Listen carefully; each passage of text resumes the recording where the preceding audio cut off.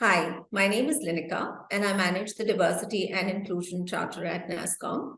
We are very happy to introduce you to Together with Nasscom, a series that we are launching today, where you will hear a lot of podcast, inspirational stories, best practices from the industry to learn a lot about diversity and inclusion. Today, we start with Tina and Zehn Kashyap talk about neuro inclusion in workplaces. Zehn Kashyap is a truly inspirational story. I hope all of us get inspired by her true inspirational story. Over to you, Tina. Thank you. Thanks, Linika. April is recognized as Neurodiversity Month, which is a time to celebrate and raise awareness about the diversity of human brains and minds. As per a recent Deloitte study, between 10% and 20% of the global population is considered to be neurodivergent. The concept of neurodiversity recognizes that there is natural variation in our brains and how we process information, and that this variation is not inherently good or bad, but simply part of the human experience. Raising awareness about the challenges that neurodivergent individuals face, such as stigma, discrimination, lack of access to resources and accommodations, at our educational institutions, workplaces, and public access is a huge need today. By promoting acceptance and understanding of neurodiversity, we can create a more inclusive and equitable society where everyone has the opportunity to thrive and to contribute.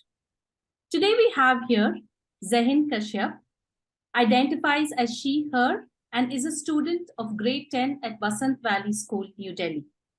She represents the growing population of students worldwide who have special needs. Not letting her challenges define her, she has evolved into a staunch believer in the power of differentness. She frequently uses her voice to speak up and speak out for those who are less privileged than her. She is today an internationally published writer, award-winning speaker, and an advocate who has driven numerous programs.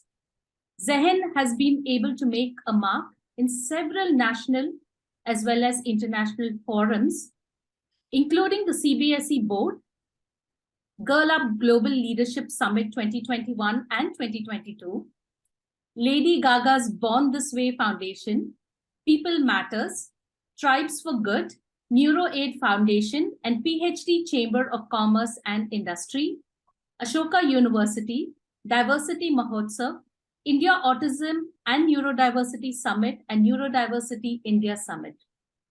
She has even contributed internationally and has received a lot of appreciation for her achievements in the form of her being selected as a member of the 2023 Diana Award judging panel. Zehn's audiobook, La Extraordinaire, is an ode to the power of differentness and tribute to the value of kindness and empathy. She hopes to encourage others to look beyond their differentness and enjoy small victories in life every day. Her story of rising above her disability and not letting her define her is exemplary and inspiring for all. Hi, Zehn. It's wonderful to have you today. Hello, it's an absolute honor to be here today. Thank you for inviting me. So, Zehn, let's start with some fun facts. What do you think? Sure. Okay. So, Zehn, what is a fun fact about yourself? Well, I'm not really sure if this qualifies as a fun fact, but it definitely is a quirky fact. I am a huge Netflix buff and a diehard fan of the series Money Heist. So much so that I've watched it over 10 times. My favorite character, no surprises for guessing, is Tokyo, played by Spanish actor Ursula Corbero. In fact, I even wrote a poem about Tokyo, but alas, I did not get a reply from her actor. That's something that I think Tokyo missed out on, to getting to know you.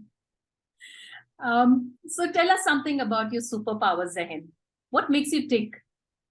Growing up in a society that places a premium on and wholeheartedly endorses a generationally handed down definition of what is normal, I've had my fair share of bad days.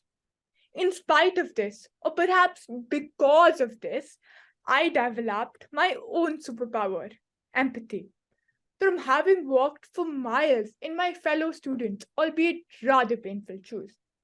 In fact, my audiobook, L'Extraordinaire, is rooted deeply in the values of kindness and empathy. And my podcast series, Persona Extraordinaire, which profiles people who've made an extraordinary impact in their respective fields to engage and uplift others and help them be the best versions of themselves. And I even have a very interesting fact to share with you today. Even in the cutthroat world of technology and business, empathy is now regarded as a very important character trait. Satya Nadella, the CEO of Microsoft, arguably one of the biggest innovative companies of all time, and a parent to a child with special needs, believes that empathy is the key to business innovation. This is because innovation comes from one's ability to grasp the customer's unarticulated needs, which is only possible if you can relate to their situation. That is, truly empathize with them. Thank you so much, Zehn. And that's so true because today businesses really are starting to care about diversity, equity, and inclusion. And neurodiversity is an area that's fairly new in our industries today, but it's soon picking up. And this is something that we are also very happy about. There will be more representation and more diverse representation in the workplace. Moving on to our next question, Zehn. Could you share with our audience today your story and journey in your own words? Okay. As you mentioned in my intro, I'm a grade 11 student at Vasant Valley School, New Delhi, India. And I represent the growing population of students worldwide who have special needs. To give you some context, I was born extremely premature and was diagnosed with a condition that would cause lifelong mobility issues. My initial medical prognosis was bleak, with doctors telling my parents that I would never be able to sit up and would be lucky if I had a vocabulary of 400 words. Such a limitation wouldn't even allow me to write 10 different phrases, let alone dream of speaking with you today. Yes, I displayed exemplary grit and strength of character in believing I would overcome. Yes, I underwent countless sessions of painful therapy with fortitude. And yes, I did effectively leverage every opportunity that came my way. However, I would be remiss if I did not acknowledge with utmost gratitude the kindness of my squad, who is by my side through the good times and not so good times. So I ascribe a lot of my success to the countless acts of kindness from people who are complete strangers to me, trusting me and bestowing me with opportunities along the way. Acknowledging my privilege and honoring these countless acts of kindness, I am committed to paying it forward by using my voice for those less fortunate than I. That is perhaps one of the reasons why I'm so invested in advocacy work around diversity, equity, and inclusion. I believe that even if I can make an iota of difference, it would only be the very first step in fostering meaningful, non-judgmental conversations and nurturing a positive change. And I intend to be the change I want to see. That's truly so inspiring, Zehn. Moving on to our next question. Zehn, share a little bit about your own aspirations. What makes you look forward to every day? What inspires you?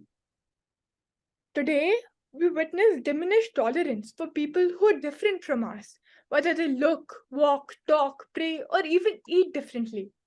We seem to have forgotten that it is this diversity in human spirit that helps us grow individually as well as collectively as a society. It is imperative that conversations about the power of differentness must be had at all levels and starting young. And simply stated, I would like to lead those conversations.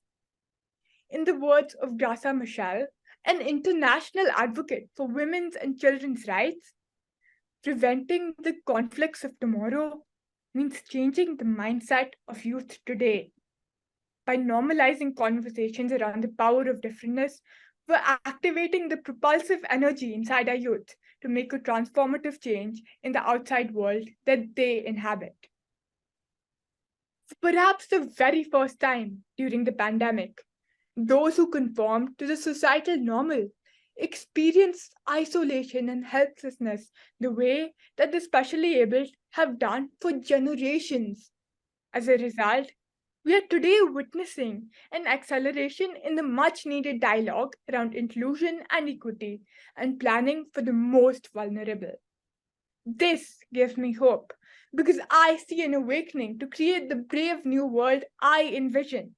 A world that is kinder, more empathetic, and infinitely more inclusive, where everyone gets opportunities to contribute in their own unique ways.